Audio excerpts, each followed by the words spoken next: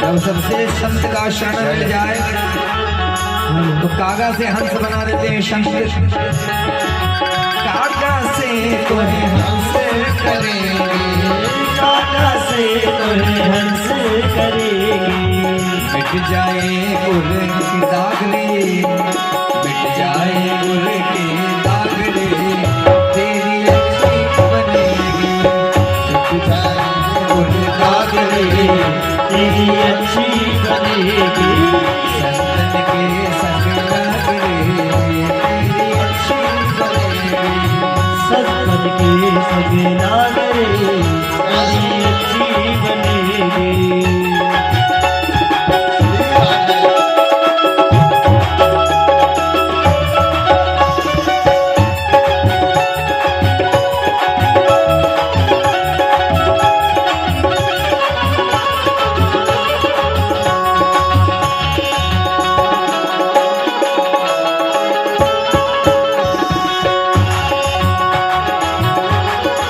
कृष्ण भगवान की ध्रुव जी की बन गई प्रहलाद जी की बन गई, ध्रुव जी की बन गई प्रहलाद जी की बन गई। ध्रुव जी की बन गई प्रहलाद जी की बन गई, ध्रुव जी की बन गई प्रहलाद जी की बन गई। हर सुमिरन में लाग रे, हर सुमिरन में लाग रे, तेरी अच्छी बनेगी। संतन के संग लागले, तेरी अच्छी बनेगी। संतन के संग लागले, तेरी अच्छी बनेगी। संतन के संग लागले, तेरी अच्छी बनेगी। अच्छी बनेगी तेरी बिगड़ी बनेगी, अच्छी बनेगी तेरी बिगड़ी बनेगी। संतन के संग लागले, तेरी अच्छी बनेगी।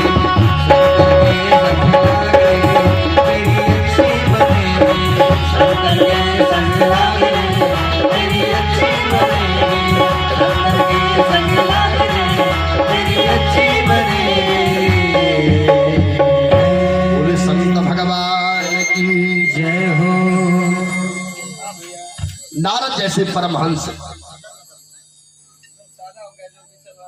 आज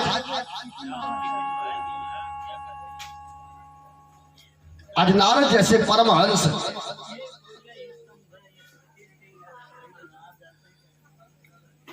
चल पड़े हैं देखने के लिए।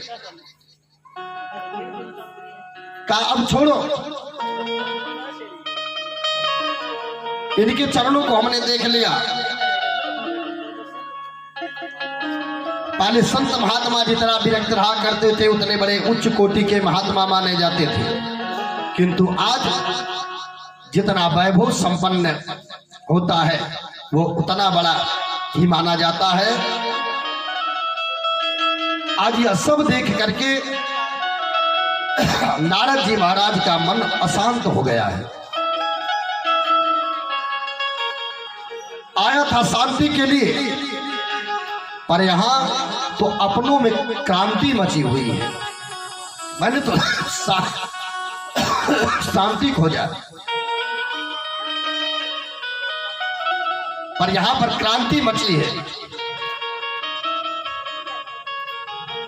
यहां खलबली मच गई है। तब विचार किया कि चलो छोड़ो, अब इनको छोड़ो, चल करके गृहस्थों को देखते हैं। हमारे ठाकुर जी ने गृहस्थों में जन्म लिया है, गृहस्थ परिवारों में हमारे नारायण भगवान आए हैं। काचल करके गृहस्थों की विडंबना देख ले। नारद जैसे परमहंस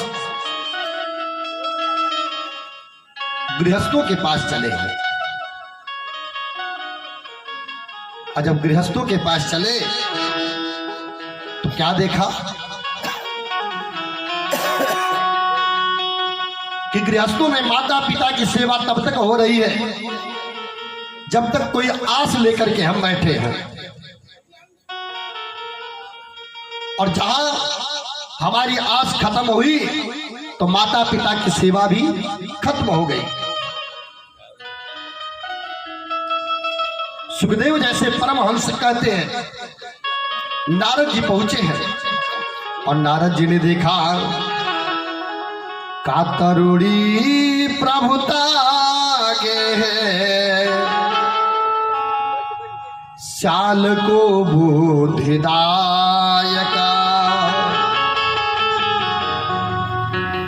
कन्या विक्रणो लोभा,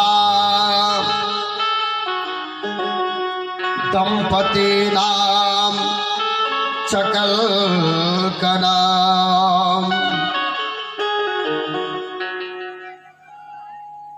का मैंने देखा कि गृहस्थों में माता की पिता की सेवा तब तक होती है जब तक तिजोरी की चाबी न मिल जाए। ये बतावा कि तोहन के सेटिंग करे के कोनो भैया ना तरीका मालूम है?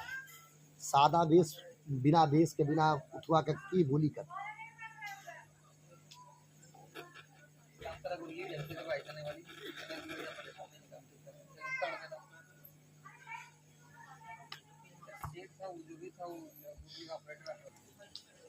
गोविंद मेरो है, गोपाल मेरो है, गोविंद मेरो है, गोपाल मेरो है, गोपाल मेरो है, श्री राधा रमण सरकार मेरो है, श्री राधा रमण सरकार मेरो है, गोविंद मेरो है, गोपाल मेरो है। गोविंद मेरो है, गोपाल मेरो है।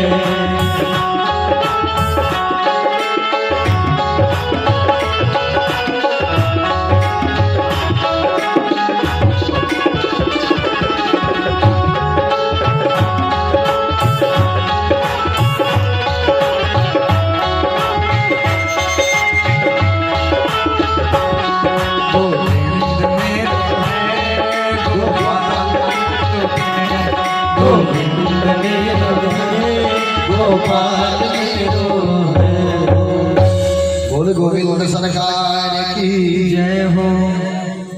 नारद गृहस्थों के पास पहुंचे और जब गृहस्थों के घर पहुंचे ना तो गृहस्थों के पास नारद जी ने देखा कि माता पिता की सेवा तब तक है जब जब तिजोरी की चाबी ना मिल जाए तब तक। और तो और काकी जहां संबंध पक्का हो जाता है वही लोग अपनी कन्या का विवाह तय करते हैं। का सर्वाधिकार जब प्राप्त हो जाता है देवी जी को तो उनका चलावा चलने लगता है। कन्या विक्रयो लोभा, कन्या का भी क्रय और विक्रय होने लगा। जहां संबंध पक्का हुआ तो आज शादी तय हो जाती है, पर आए दिन संबंध में भी दरार होता चला जा रहा है। आज नारद जी महाराज सोचने लगे घर में कोई उत्सव यदि आता है तो माता पिता से एक बार नहीं पूछा जाता, वार्ता को अभी न पूछते गए का पूछते गए। कोई एक बार माता पिता से नहीं पूछता कि पिताजी इतना बड़ा यज्ञ कराने जा रहे हैं, इतना बड़ा महोत्सव कराने जा रहे हैं, कैसे करना है, कुछ आप भी अपना अनुमति दीजिए। माता पिता से पुत्र का पूछने का फर्ज है या नहीं? बताइए आप लोग। कोई घर में काम यदि हो और माता पिता यदि परमात्मा की कृपा से जीवित है और पुत्र एक बार ना पूछे तो पिता को कष्ट होता है कि मेरा बालक, मेरा पुत्र मुझसे एक बार नहीं पूछ रहा है। लेकिन का तरुणी प्रभुता गे श्याम को बुद्धिदायका,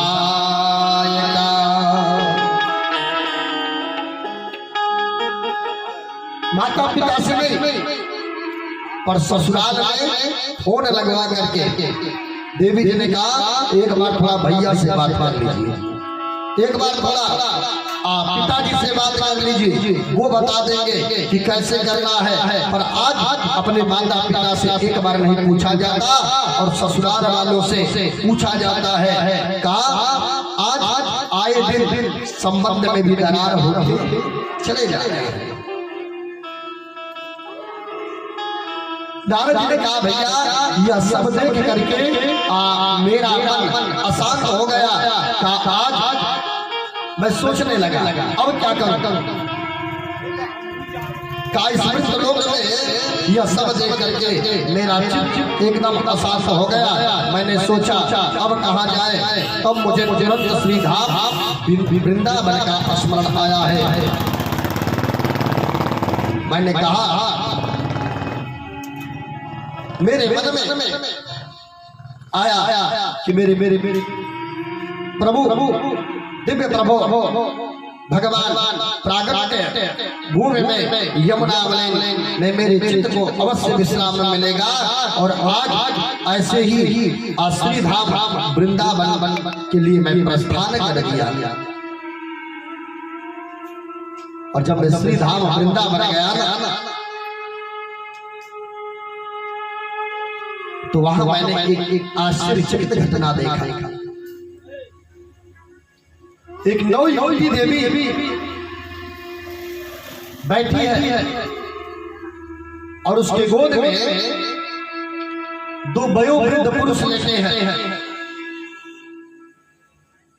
और देख करके उस स्त्री को मेरा मन एक बार हुआ कि पूछ ले, पर मैंने कहा कि अब मुझे इस सांसारिक मोह माया में नहीं पड़ना है। और मैं जाने लगा और इतने में उस देवी ने कहा भो साधु क्षण तृष्ठा मम चिंता मपिनाशय दर्शनम तव लोकस्य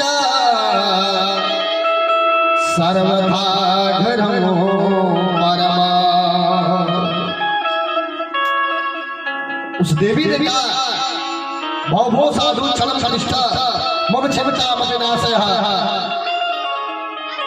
हे प्रभु एक बार सुन लीजिए और मेरे चिंता को दूर कीजिए, मेरे दुख को दूर कीजिए।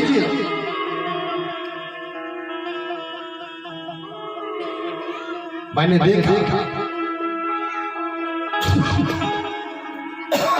पर मैंने कहा कि मुझे इस मोह माया में नहीं पड़ना है, मुझे इस मोह माया में नहीं पड़ना है। मैं जाने लगा पर उस देवी ने मुझे जब बुलाया मैं उसके पास गया, पूछा देवी तुम कौन हो?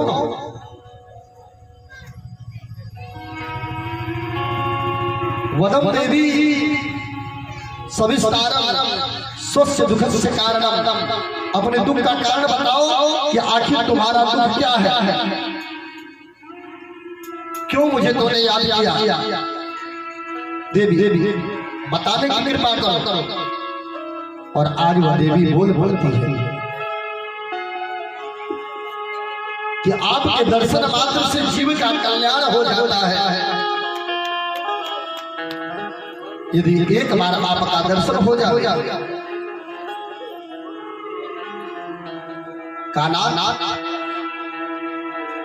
अहम भक्ति रीति ख्याता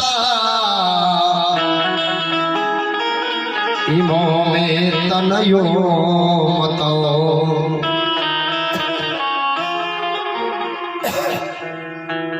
ता मुझे लोग भक्ति के नाम से जाने जाते हैं और ये जो दोनों हमारे गोद में लेते हैं का ज्ञान वैराग्य नामानो काल जोगे नजर करो का हमारे गोद में जो दोनों वयोवृद्ध पुरुष लेते हैं ये मेरे बेटे हैं का कौन का ज्ञान और दूसरा है वैराग्य। एक बेटे का नाम ज्ञान है, दूसरे बेटे का नाम वैराग्य है। का ये जो सारी देवियां घेर करके बैठी है, का ये सारी देवियां सारी नदियां है, कोई गंगा है, कोई यमुना है, कोई सरजू है, कोई कावेरी है, तमसा है, सारी नदियां है। का जो पंखा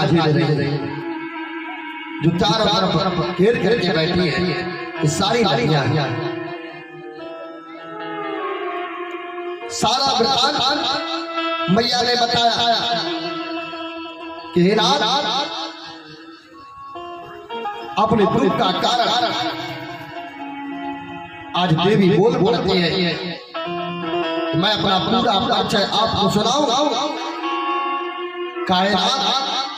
मैं दक्षिण भारत में पैदा हुई, कर्नाटक में पली पोसी बड़ी हुई, महाराष्ट्र आदि प्रदेशों में कई मुझे सम्मान प्राप्त हुआ और कई ऐसे प्रदेश प्रांत पड़े हैं जहां घोर कलिकाल पाखंडियों से खंडित होकर के मुझे पीड़ा सहना पड़ा, मुझे दुख सहना पड़ा।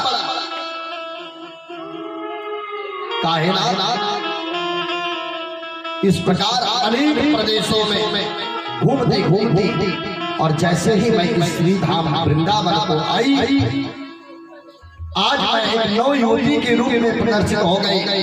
पर मेरे दोनों बालक ज्ञान और वैराग्य आज ये दोनों वृद्धावस्था को प्राप्त हो गए। अब आप ही बताइए कि अब मैं क्या करूं?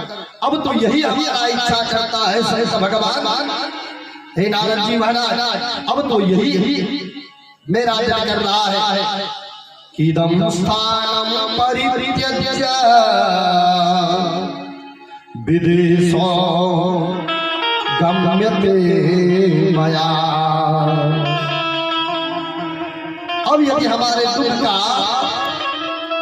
समाधान नहीं हुआ तो इस स्थान को हम छोड़ करके विदेश चली जाएंगे। नारद जी ने कहा देवी अब घबराने की बात नहीं है। नारद जी महाराज धीरे धीरे मुहुर कर करके नारद जी ने एक एक कर करके पढ़ते गए मंत्र को। पर आज नारद जैसे परमहंस गीता का पाठ कर डाले। कई ऋचाएं नारद जी महाराज कर डाले, पर आज नारद जी महाराज क्यों ऋचाओं से नारद जी महाराज क्यों उस प्रकार भक्ति से थोड़े समय के लिए पुत्र जगता है और पूरा अचेत हो जाता है। और उस समय नारद जी के बार बार ऐसा करने पर आकाशवाणी हुई कि हे नारद जी, आप सत्कर्म करो,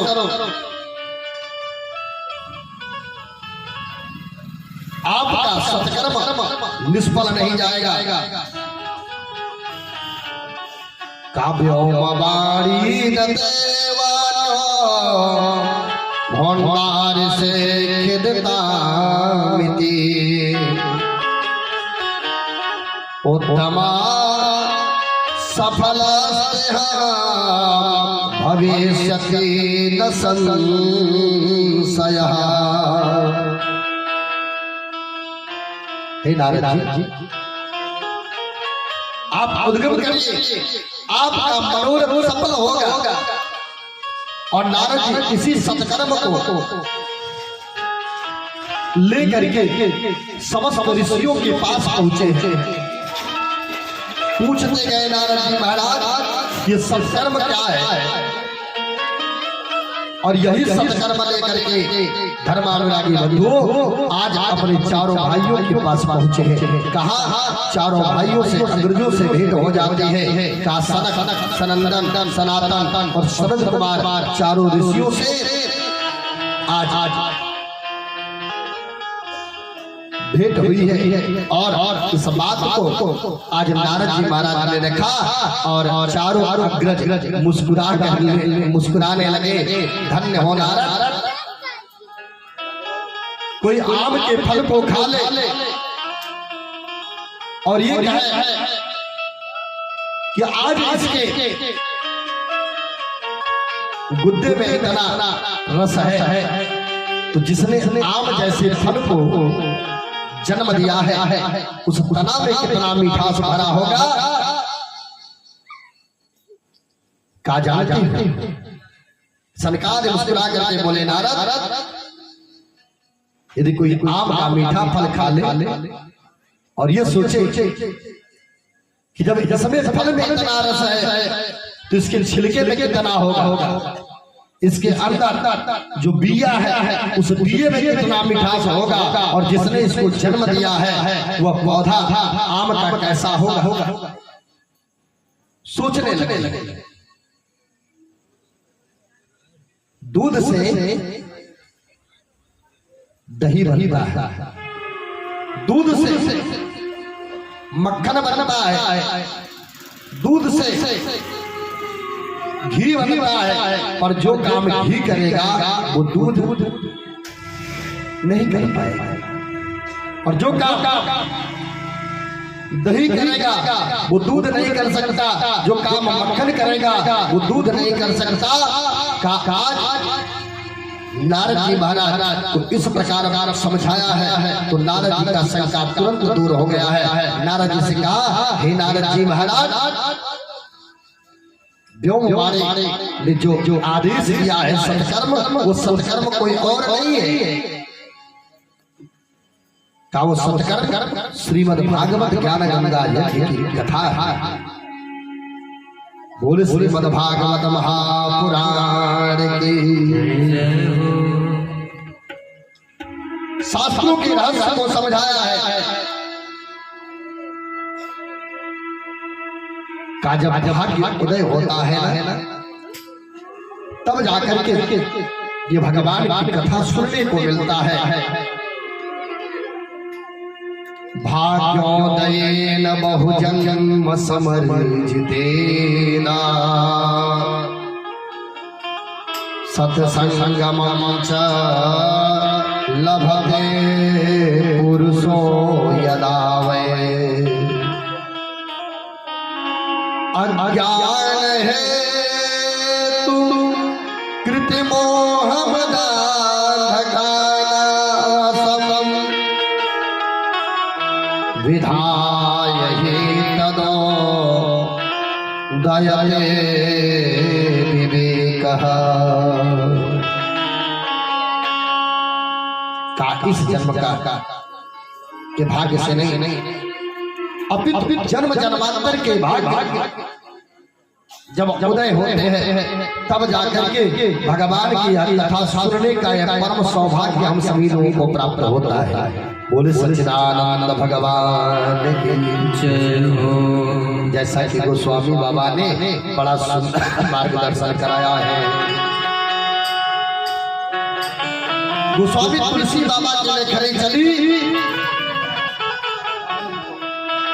और गोस्वामी तुलसी बाबा ने लिखा, एज बिनु सत्संग विवेक न होए, राम कृपा बिनु सोलभन सोए। राम कृपा बिनु सोलभन सोई, राम कृपा बिनु सोलभन सोई। बिनु सति संग विवेक न होए, बिनु सत्संग विवेक न होई, राम कृपा बिनु सोलभन सोई, राम कृपा बिनु सोलभन सोई। आवत एहि सन अति कठिनाई, आवत एहि सन अति कठिनाई।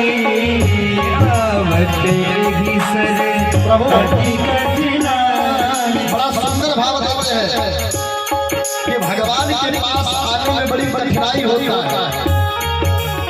गोस्वामी जी ने कहा आवत एहि सन अति कठिनाई, आवत एहि सन अति कठिनाई, आवत एहि सन अति कठिनाई। राम कृपा बिनु आई न जाई, राम कृपा बिनु आई न जाई, राम कृपा बिनु आई न जाई। सत्य संग विवेक न होए, राम कृपा बिनु सोलभन सोए। राम कृपा बिनु सोलभन सोई, राम कृपा बिनु सोलभन सोई। का भगवान के चरणों में आने के लिए हमारा मन करता है एक बार हम चले और कम से कम कथा में हाजिरी लगा दे। और उसके बाद कोई बात नहीं है, इच्छा बनती है कि कथा में हम चल करके भगवान की कथा सुन ले, पर मन गवाही करता है दूसरा कहता है क्या जाओगे, ठंडी लग रही है और ऐसे ठंडी में जाने से क्या फायदा है। वही राम वही श्याम वही घनश्याम मैया कहा जाता है, कथा सुनो। कहा राम कृपा बिनु आई न जाई। जब तक हमारा ठाकुर नहीं चाहेगा मैया, हम चाह करके भी कथा में उपस्थित नहीं हो पाएंगे। जब तक उसकी कृपा नहीं होगी, जब तक उसका अनुराग नहीं होगा, जब तक उसका भाव नहीं होगा, तब तक कृपा होने वाला नहीं। ये भगवान की कथा सबके मन को नहीं आता। का भगवान कथा न रचेगी उन्हें, नहीं शास्त्र की बात को ध्यान धरेंगे, पढ़ के अंग्रेजी कहाएंगे साहब, और होटल में बैठ करके पान करेंगे। का भगवान की कथा और राम जी की कथा, श्याम जी की कथा सबके समझ में नहीं आता। का आज नारद जैसा परमहंस मैया चला है और भगवान के मानस पुत्रों ने कहा वो सत्कर्म कुछ और नहीं है। का ये सत्कर्म वही है धर्मानुरागी बंधु, जिसको संत महात्मा समझ के क्या कहते हैं। ये श्रीमद् भागवत ज्ञान गंगा जी की कथा है। का उन्हें लेकर के आना पड़ेगा। कहा का उस समय बताया गया। कहा गंगा समीपे तू तट आनंददायकम।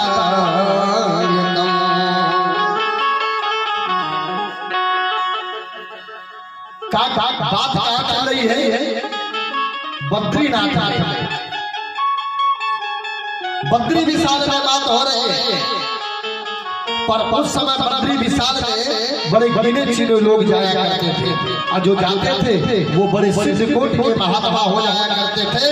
का उनकी ऐसी समाधि लग जाती थी धर्मानुरागी बंधुओं की कथा सुनेगा कौन। इसलिए यह विचार हुआ कि थोड़ा तो आगे हम आ जाते हैं नीचे उतर करके, और थोड़ा ऊपर आप आ जाओ। आज बद्री नाथ में विचार बना, और पर श्रोता कहाँ मिलेगा, कौन भगवान की कथा सुनेगा। पहले लोग प्राय महाप्रयाण करने के लिए गिने चुने लोग बद्रीनाथ पहुंच पाते थे। जो पहुंच जाते थे इतने सिद्ध कोटि के महात्मा हो जाते थे कि फिर संसार से उनकी कोई वासना नहीं रहती। नीचे उतर करके आए, कहा हरिद्वार में, कहा हरिद्वार के पावन तट पर का आनंद नामक स्थान पर ये भगवान की दिव्यमयी कथा होने लगी। आज जब भगवान की दिव्य कथा का उद्घोष हुआ तो सारे सिद्ध कोटि के महात्मा दौड़े आए। का भृगु, वशिष्ठ, गौतम, मेधान, देव, देवला, रामस, गाढ़, वशिष्ठ जी सब लोग दौड़ करके आए हैं। अपने अपने शिष्यों के साथ सब लोग हरिद्वार की पावन तट पर मैया आज कथा श्रवण करने के लिए बैठे। कोई जय शब्द, नमः शब्द, शंख शब्द तथैव च। शंख बज गई, नाद बज गया, जय जय घोष हो गया। जो शंख बजा मैया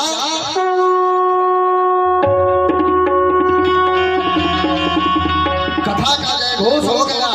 और आज कथा श्रवण कराने के लिए व्यासपीठ पर चारों भाई बैठ गए और भगवान की दिव्य कथा श्रवण करा रहे। सरकार ऋषियों ने कहा कि भगवान की कथा सदैव श्रवण करने योग्य है, इसे श्रवण करने मात्र से जीव का कल्याण हो जाता है। ये चित भगवान के चरणामृत में, भगवान के चरणों में चमक जाता है।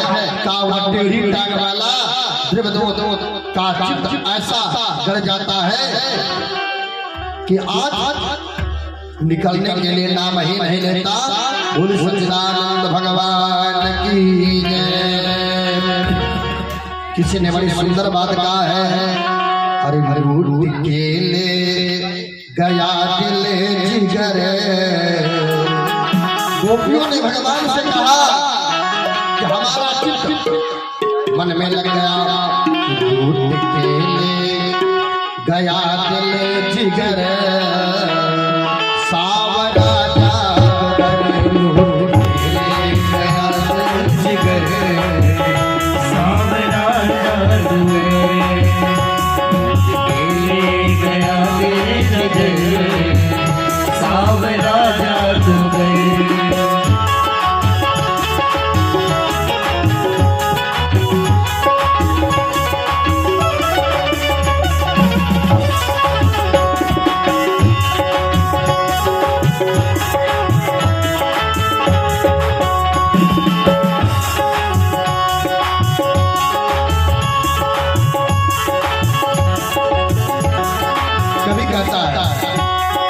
गोपियों ने भगवान से कहा,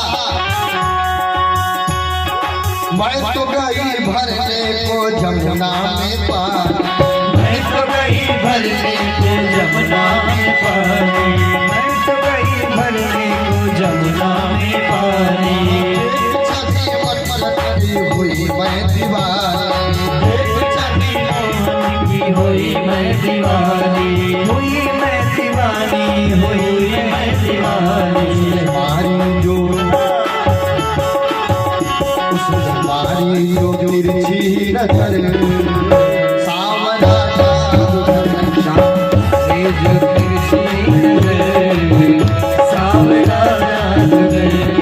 श्याम सुंदर भगवान की।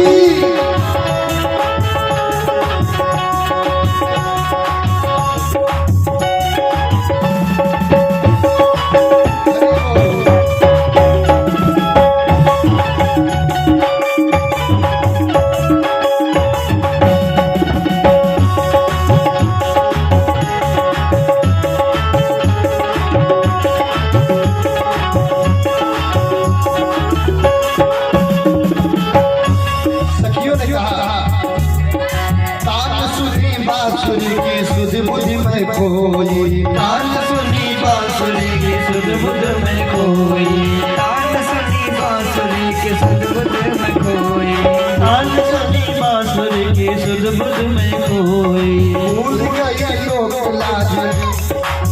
और सखियों ने कहा भूल गई लोक लाज, बस तेरी मैं हो गई, बस तेरी मैं हो गई, बस तेरी मैं हो गई, बस तेरी मैं हो गई, बस तेरी मैं हो गई।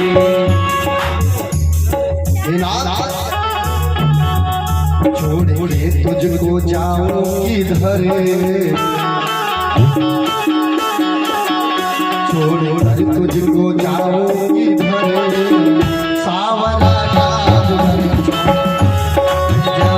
किधर, सावरा जादूगर, सावरा जादूगर।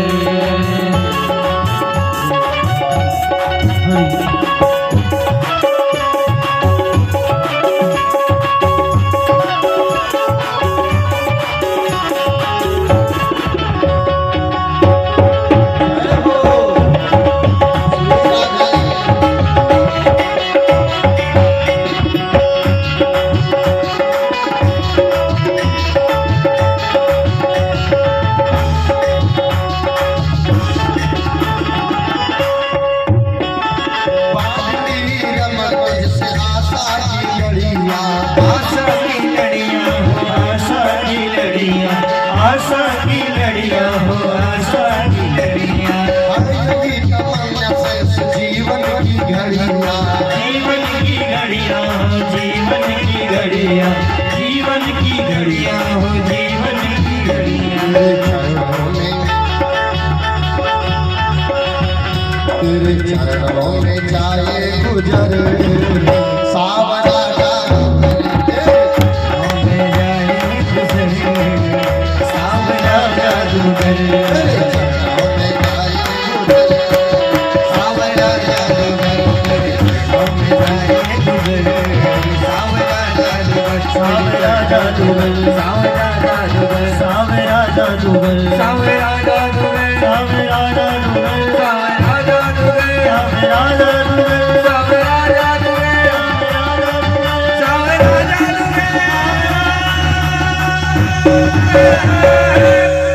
और सच्चिदानंद भगवान की जय हो।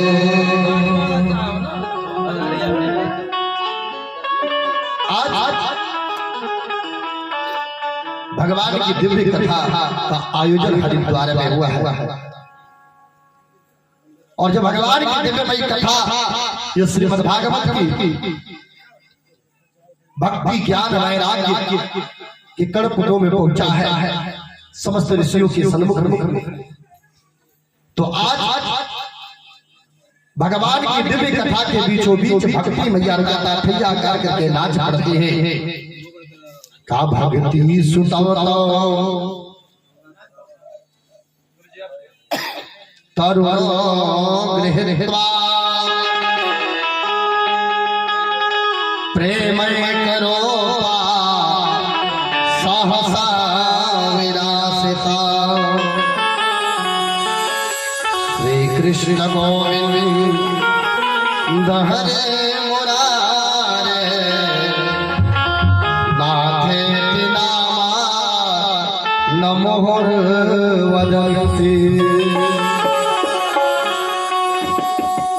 कर्णपुटों में आज गई है जब शब्द तो भक्ति मैया ताता थैया करके नाच पड़े हैं। बोले भक्ति महाराज की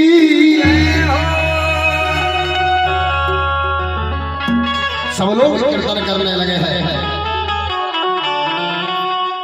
सकल भुवन मध्य निर्धनास्ते पियति धन्ता निवसत हृदय देशा श्री हरे भक्ति रेखा।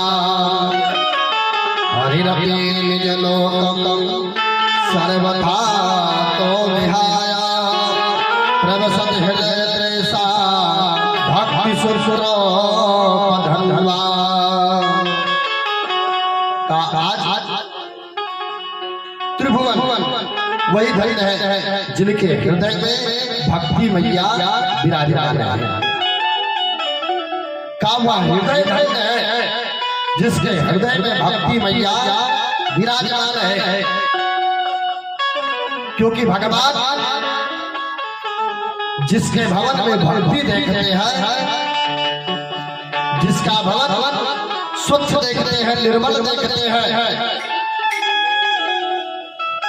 का वो अपना वैकुंठ त्याग कर करके उस भक्त के हृदय में निवास कर लेते हैं। बोले श्याम सुंदर भगवान की जय हो। ये कथा चल रही थी और आज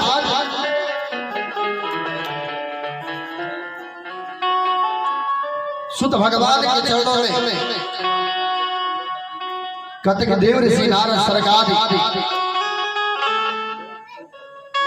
श्रीमद् भागवत के श्रवण ज्ञान वैराग्य के साथ भक्ति मैया का उद्धार हुआ, पुष्ट हो गया।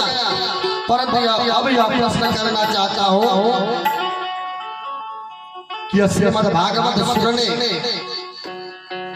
से केवल भक्ति ज्ञान वैराग्य यही दुख दूर होते हैं, अथवा पापियों के भी पाप का भी प्रक्षालन होता है कि यदि होता है तो कैसे कैसे पापी फिरते हैं, काना कौन कौन से पापी तरते हैं।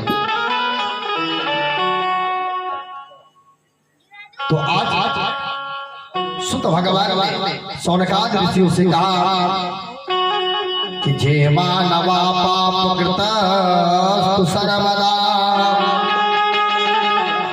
सदा दुराचारिता विमार्गा क्रोधानि दग्धा कुटिलाशका विना सप्ताह यज्ञे न कलो पुनन्ति ते। काहे तुंगभद्रा नदी के तट पर एक ब्राह्मण देवता रहते थे जिनका नाम था आत्मदेव। आत्मा रमण थे का आत्मदेव जी नामक ब्राह्मण रहते थे और आत्मदेव जी के पास कोई संतान नहीं था। आत्मदेव जी महाराज जंगल में गए और घनघोर जंगल में बैठे हैं। संत भगवान सायंकालीन का समय है, उस जंगल से आ रहे थे। आत्मदेव जी को देखा, पूछा बेटा इस घनघोर जंगल में क्या कर रहे हो? शाम का समय है, अब इस जंगल में जंगल के जो जीव हैं वो तुम्हारे ऊपर आघात कर देंगे, इसलिए चलो। पर आत्मदेव जी महाराज नहीं गए। कहा बेटा पिता ने तुमसे कुछ कहा है? कहा नहीं। माँ ने कुछ कहा? नहीं। भाई ने कहा? नहीं। पत्नी ने कुछ कहा? नहीं। बेटे ने कहा? नहीं। तो आखिर तुम रो क्यों रहे हो? कारण क्या है? आत्मदेव जी महाराज ने रो करके कहा, हमारे पास सब कुछ है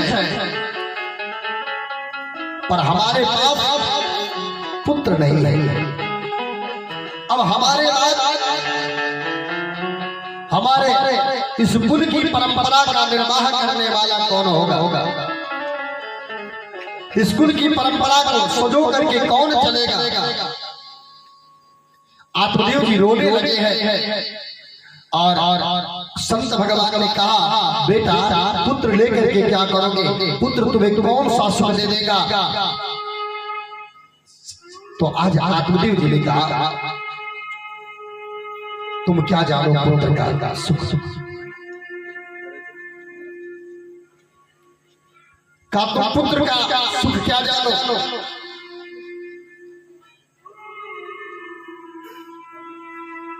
का पुत्र होता है तो घर में किलकारियां गूंजती है। पुत्र यदि होता है तो माता पिता को यश प्राप्त होता है। का पुत्र पुम नामक नरक से उद्धार करता है। एक पुम नामक नरक कहा जाता है। का उस पुम नामक नरक से पुत्र उद्धार करता है। का नाम मुझे पुत्र चाहिए। यदि पुत्र नहीं मिला तो मैं अपने सर को आपके चरणों में पटक करके अपना प्राणांत कर दूंगा, पर मुझे पुत्र चाहिए। पुत्र के लिए आज याचना करता है, और जब याचना किया है ना तो संत भगवान को दया आई है कि कहीं यदि हमारे चरणों पर ये अपना मस्तक पटक करके प्राणांत कर दिया तो फिर एक पाप मेरे ऊपर चढ़ जाएगा। और आत्मदेव जी महाराज की इस बात को सुन करके संत भगवान ने आत्मदेव जैसे परमहंस को एक फल निकाल करके दिया। लो बेटा, इस फल को ले जाओ और ले जा करके अपनी पत्नी को खिला देना। क्या कहा? खिला देना। ये नहीं कहा कि ले जा करके दे देना, वो खा ले जब इच्छा कर। नहीं, संत भगवान ने कहा ये प्रसाद लो और ले जाकर के पत्नी को खिला देना। पर संत भगवान लेकर के गए। आत्मदेव जी महाराज पत्नी कार्य में व्यस्त है। संत भगवान के प्रसाद को लेकर के आत्मदेव जी गए, और जब आत्मदेव जी लेकर के गए तो आज आत्मदेव जी ने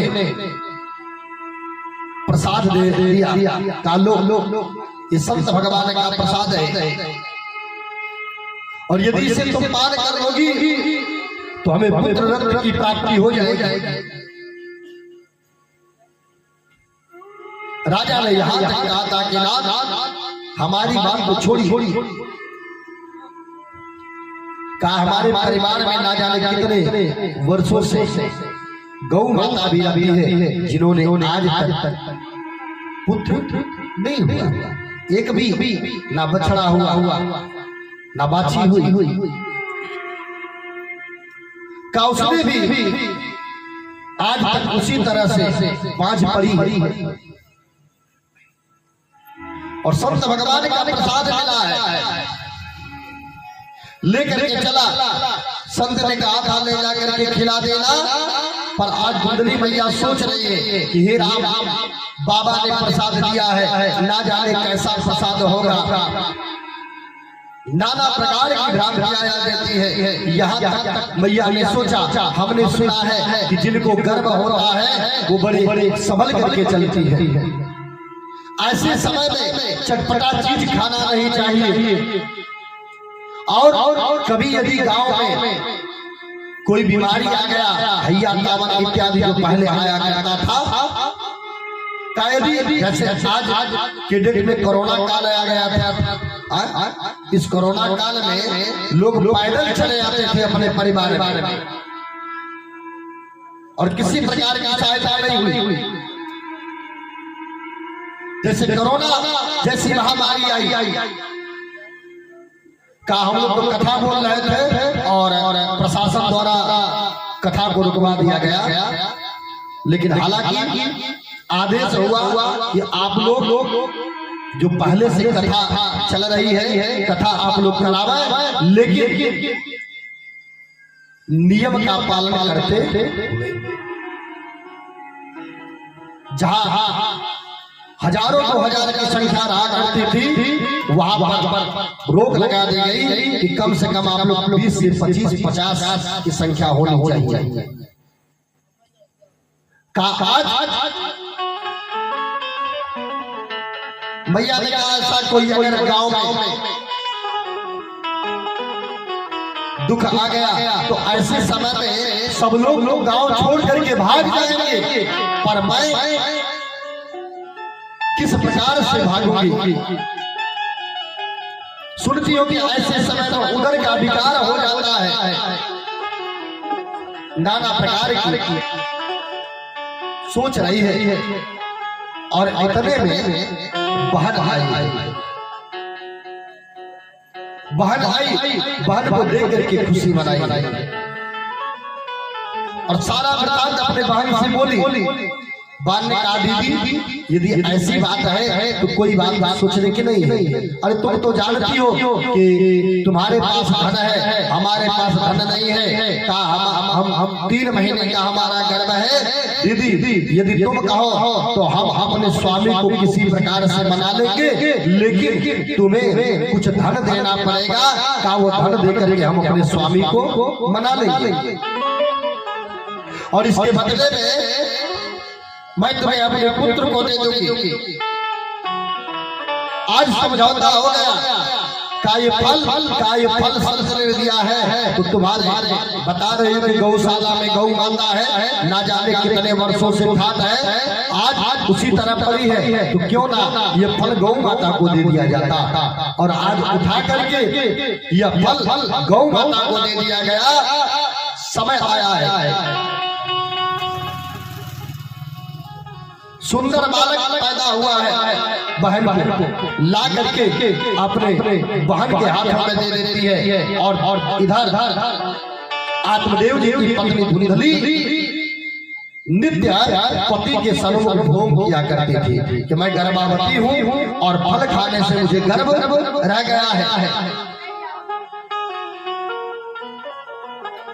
जब बहन ने दिया तो आज लालन पालन किया है। समय आया है जिस गौ माता को फल दिया गया, उस गौ माता के हृदय से भी एक सुंदर पुत्र जन्म लिया है। पूरा शरीर मानव का है और ये कान गौ के समान था, इसलिए उस बालक का नाम पड़ा गौ। नामकरण संस्कार हुआ। धुंधली मैया ने कहा बालक हमारे तरह से पैदा है, इसलिए इस बालक का नाम हम ही रखेंगे। कहा हमारा नाम है धुंधली और हमारे बेटे का नाम होगा धुंधकारी। बताते हैं कि समय आया है और समय पर गुरुदेव भगवान ने नामकरण संस्कार किया।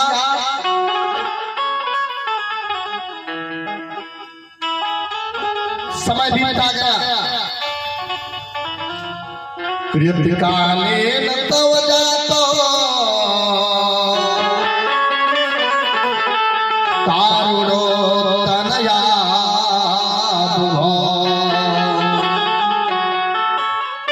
गौकर्णा पंडितो ज्ञानी धुंधकारी महाखला।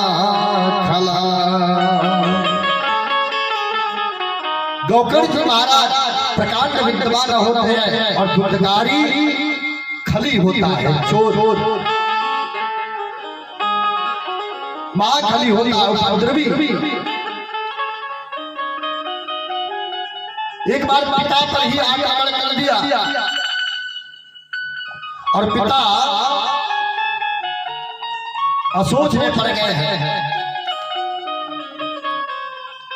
और आज उन्हें उस संत का ध्यान आता है कि संत ने कहा था कि तुम पुत्र लेकर के क्या करोगे, पुत्र तुम्हें कौन सा सुख देगा।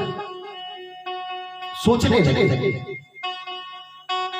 कि बिना पुत्र का ही हम रहते, लेकिन एक बेटा है जो गौ माता से जन्म लिया है, जिसका नाम गौकर्ण है। वो महा विद्वान होता है, पंडित होता है। गौकर्ण जी ने पिताजी के घावों को सेक रहे हैं। का पिताजी आप इस मानव रूपी हार मास से बने हुए लोथड़े से इतना प्रेम क्यों करते हो? और जितना आप प्रेम इस हार मास के लोथड़े से कर रहे हो, इस तन से कर रहे हो, उतना प्रेम यदि तुम परमात्मा से करते तो तुम्हारा जीवन नैया सवर जाता। देह समान सरोधरे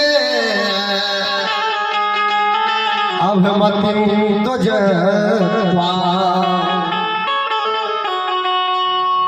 जाया सुता दिसु सदा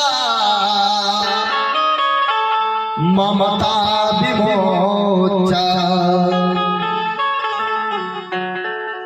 पश्चानि जगदिदं क्षरभङ्गुनिष्ठा वैराग्य राग रसिको भवभक्ति निष्ठा। क्या पिताजी देहे समाम रुधिरे अभमति जतवा इस हार लोथड़े से बने हुए शरीर से आप प्रेम कर रहे हो। सुनिए का जीव संसार दो रस्सियों में बना है। एक है अहमता और दूसरे रस्सी का नाम है ममता। अहमता और ममता का कि देह में अहमता और देह के नाते में ममता कि दोनों रस्सियों में जीव बना है। और यह शरीर पंच भौतिक शरीर कहलाती है। काचिन जल पावन गगन समीरा उसके बाद भी पंच रचित अधम शरीर उसके बाद भी अधम है। का मकान यदि खाली हो मकान खाली हो और जो सबसे पहले पहुंच जाता है कुछ एडवांस दे करके बोनस दे करके और कमरा बुक करा लिया। जो पहले कमरे को बुक करा लेता है उसको चाबी मिल जाती है। उसी प्रकार से हमारा शरीर है भैया का इस शरीर में इसमें पंच भौतिक शरीर में जो सबसे पहले कब्जा बना लेता है अधिकार उसको प्राप्त हो जाता है और वह अपना अधिकार प्राप्त कर करके शरीर में अपना स्थान बना लेता है। ठीक उसी प्रकार से जैसे कोई भी मकान लेने के लिए जावे जो सबसे पहले पहुंच जाता है चाबी उसको मिल जाता है चाहे वो रहे या ना रहे पर अपना कब्जा जमा। अब मकान खाली भी यदि आप कराना चाहो तो सोचना पड़ जाता है। का पिताजी क्यों आप चिंता में पड़े सबका त्याग करो। का जाया सुता दिसु ममता विमोचा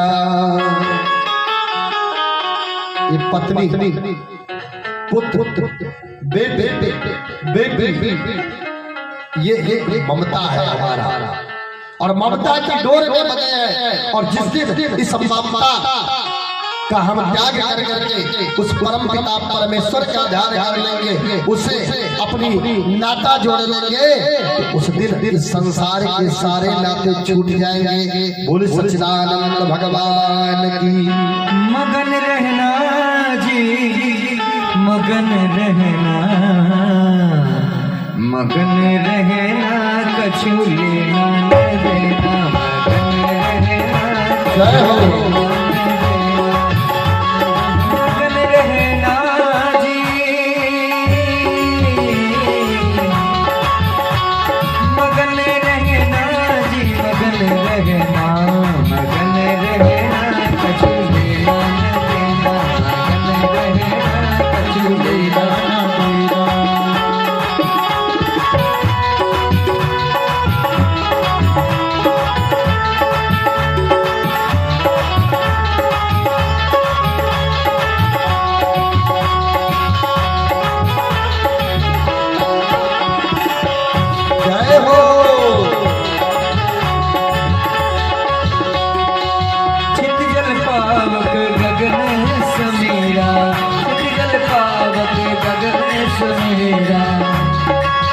पंचे तत्व अधम शरीरा पंचे तत्व अधम शरीरा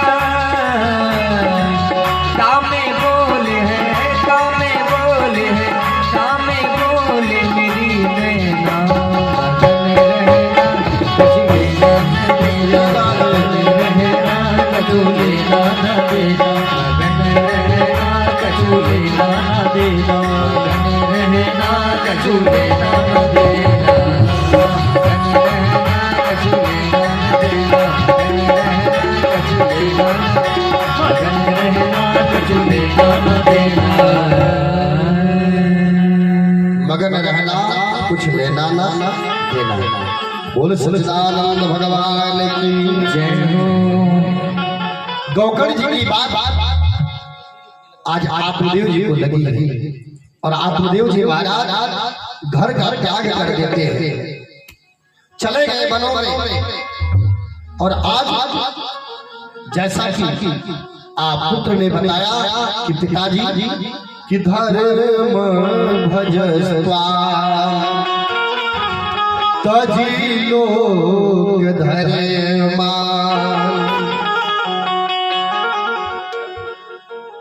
सेवस्य साधुर्षा जहि काम तृष्णा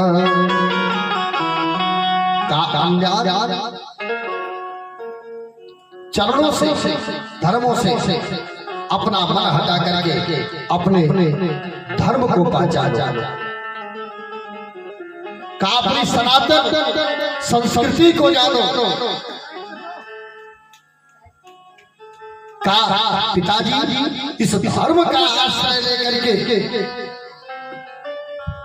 संत महात्माओं के चरणों की सेवा करो। सेवक साधु पुरुषार्थ यही काम काम वासनाओं का त्याग कर दो और संत महात्माओं के चरणों में जाकर के उनकी सेवा करो। अंडा सदोष गुण चिंतन माल सुमुक्त्वा सेवा कथा रसमहो निद्रा पिबत्वा। नित्य भगवान की कथा सुनो और उनकी कथा का रसपान करो। बोले सच्चिदानंद भगवान की। पिताजी निकल गए, माँ को त्रास देने लगा कि पिताजी यदि गए होंगे तो तिजोरी का चाबी तुम ही होगी। दो माँ ने कहा पुत्र नहीं पूछे। जब माँ ने नहीं दिया तो माँ के केस को पकड़ा, बाल को पकड़ करके लगा घसी घसी जलती हुई लुआठी ला करके मुख में डाल दिया। माँ जलती हुई लुआठी मुख में पड़ी, विरह वेदना होती है। माँ भी रात्रि में घर को छोड़ी है और अंध आपस कुएं में गिर करके माँ का भी प्राणांत हो जाता है।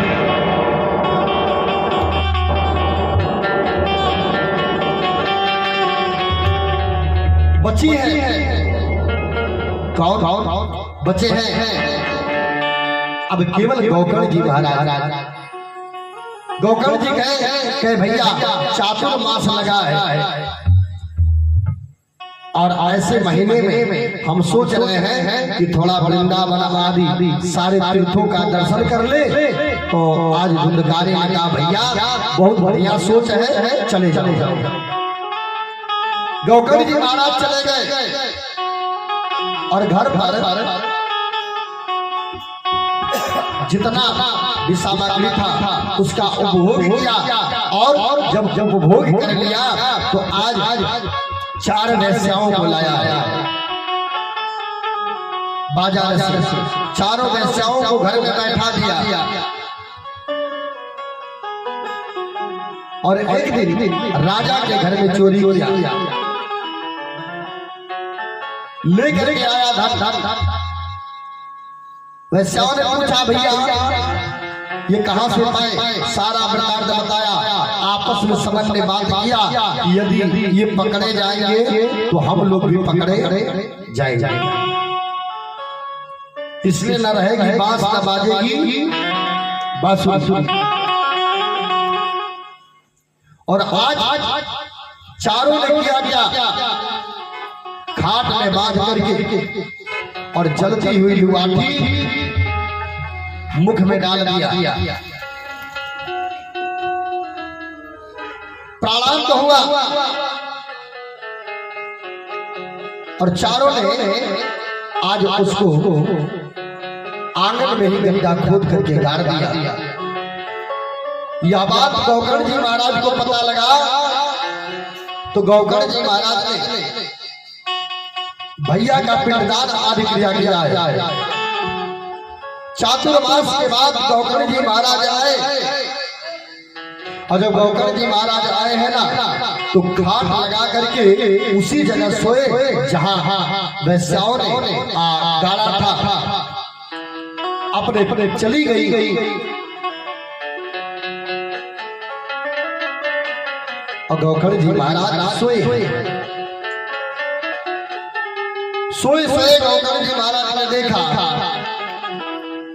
स्वप्न देखे हैं, घर को साफ सुथरा कर करके अचानक देखा कि एक भेड़ का बच्चा दिखाई पड़ा।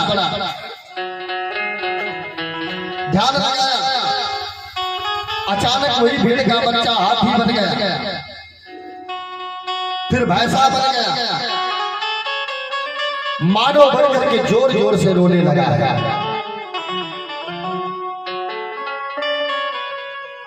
गौकर्ण जी ने कहा भैया कौन हो? कुछ बोलना चाहता है, कुछ बोल नहीं पाया। गौकर्ण जी ने कमंडलू से जल निकाला और जल को अभिमंत्रित कर करके ऊपर छोड़ा है, तो आज वह बोलता है अहम भ्राता तदस्मिन् धुंधकारे नामत स्वकीने मदोषेण ब्रह्मत्वानाशितं मया। का भैया मैं आपका भाई धुंधकारी माने तो तुम्हारे उपदेश से गया श्राद्ध किया का एक नहीं भैया, गया श्राद्ध सतेनापि मुक्तिर्नैव भविष्यति का एक नहीं। हमारे उद्देश्य से आप सैकड़ों गया श्राद्ध कर लोगे फिर भी हमारी मुक्ति होने वाली नहीं है। मैं महाप्रेत हूं।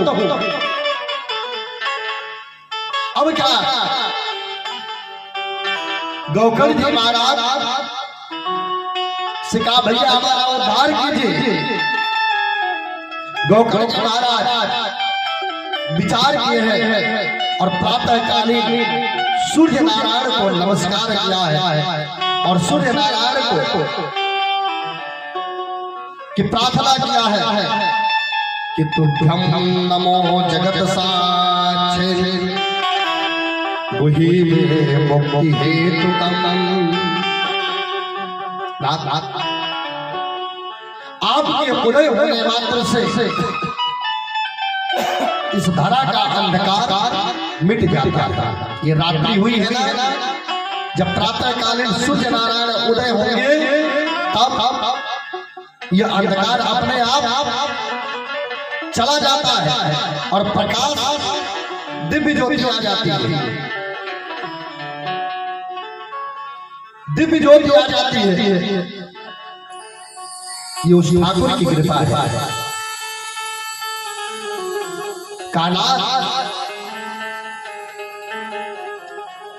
कैसे मेरे भाई की मुक्ति होगी और आज मुक्ति के लिए प्रार्थना किया है। और जब मुक्ति के लिए प्रार्थना किया तो सूर्य नारायण भगवान ने कहा कि श्रीमद् भागवता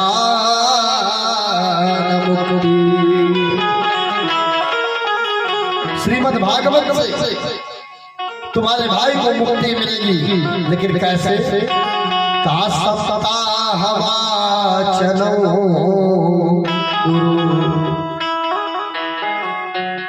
का एक हफ्ते का 7 दिन की कथा होती है। का सप्ताह वाचनम कुरु, ये सप्ताह पारायण कराओ और तुम्हारे भाई की मुक्ति सुनिश्चित है।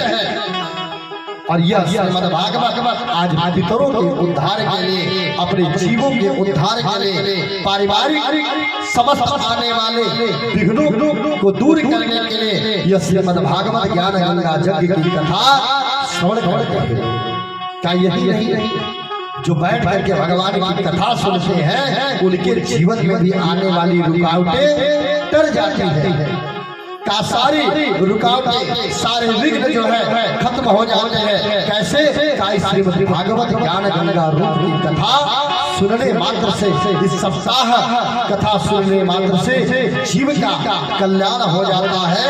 का जो अपने माता पिता और पूर्वजों के उद्धार के लिए इस श्रीमद् भागवत ज्ञान गंगा की कथा को श्रवण करता है, का उसके माता पिता और पूर्वज उसे बहु धन प्राप्त कराते हैं, यश और कीर्ति देते हैं, वैभव देते हैं। बोल सच्चिदानंद भगवान की जय हो। और आज ये श्रीमद् भागवत ज्ञान गंगा यज्ञ की कथा जो है प्रिय गौकर्ण जी महाराज ने आज सबको श्रवण कराया है।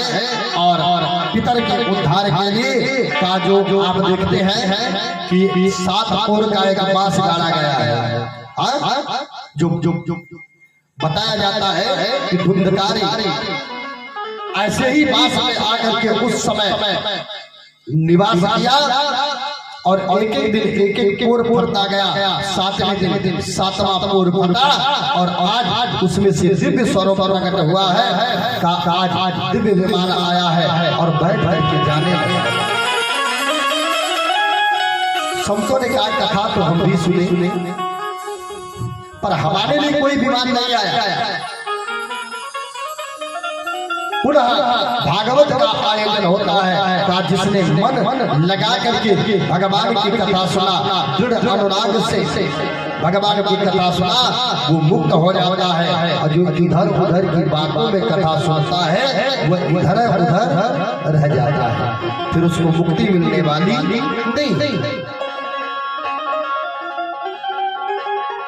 क्योंकि गोस्वामी तुलसी बाबा ने रामचरितमानस में बड़ा सुंदर मार्गदर्शन कराया है। का राम जी को कौन पाता है?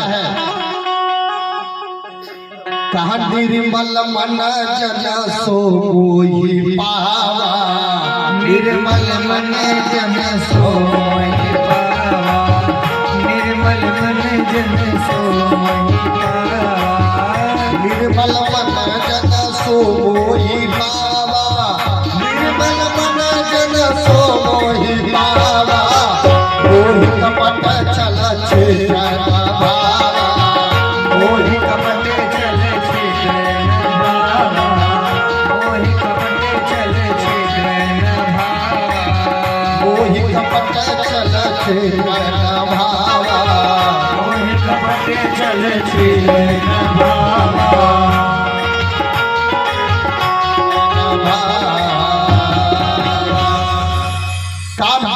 निर्मल मन जन सो मोहि पावा, मोहि कपट छल छिद्र न भावा। का जिसका मन स्वच्छ हो, सुंदर हो, निर्मल हो, वही मुझे प्राप्त करता है। कैसे? जब भी भगवान का अर्चन करो, पूजन करो, ध्यान करो तो एकाग्र मन से करना चाहिए।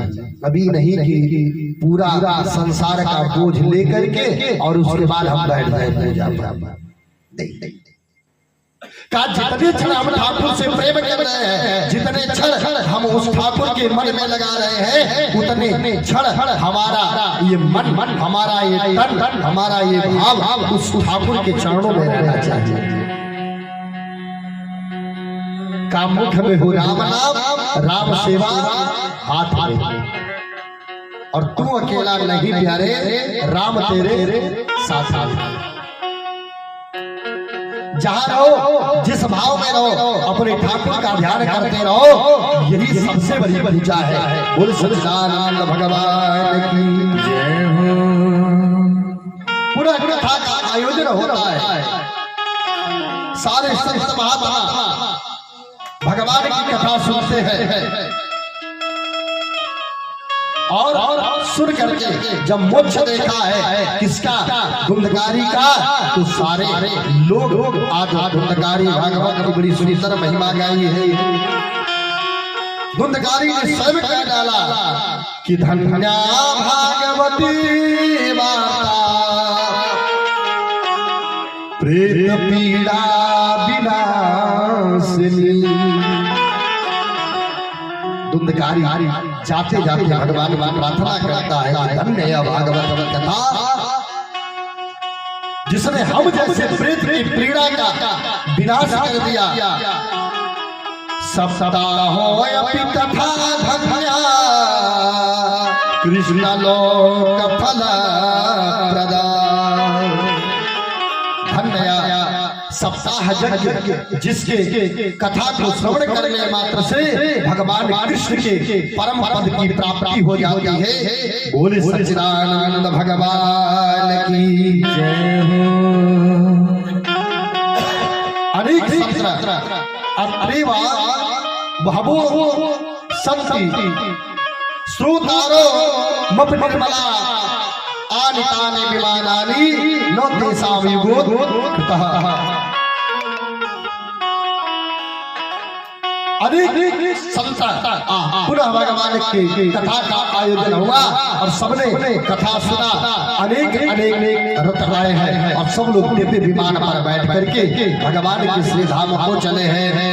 बोल सच्चिदानंद भगवान की जय हो। जय जय श्याम कथा, ओ जय श्री श्याम कथा, जय जय श्याम कथा, जय जय राम कथा, जय जय राम कथा, जय श्री श्याम कथा। जिसे श्रवण कर मिट जाते हैं, जिसे श्रवण कर मिट जाते हैं, जिसे श्रवण कर मिट जाते हैं, सौ जन्म जन्म की व्यथा हो। जय जय श्याम कथा, जय श्री श्याम कथा, जय जय श्याम कथा, जय श्री राम कथा, जय जय राम कथा, जय श्री श्याम कथा। जय हो। बोले सावरे सरकार की।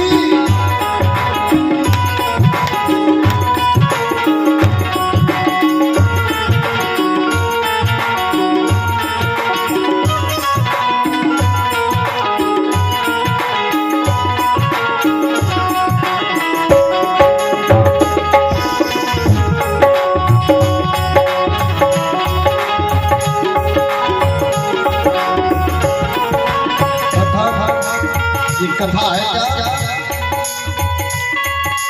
कथा प्रेम की पावन गंगा अविरल बहती जाए हो, अविरल बहती जाए हो, अविरल बहती जाए।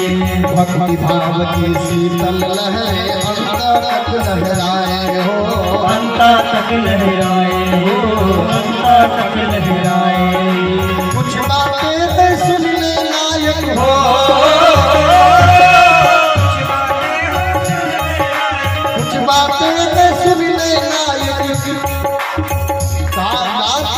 कुछ बातें हमारी है, कुछ बातें हैं सुन लेना, कुछ बातें गुड़ कर जाना।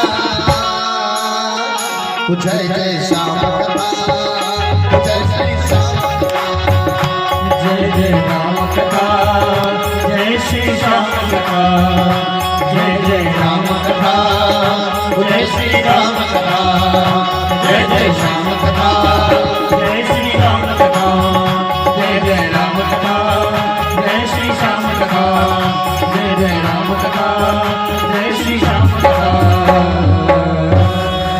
आगे आगे सुत भगवान 6 प्रश्न करते हैं। कानानाथ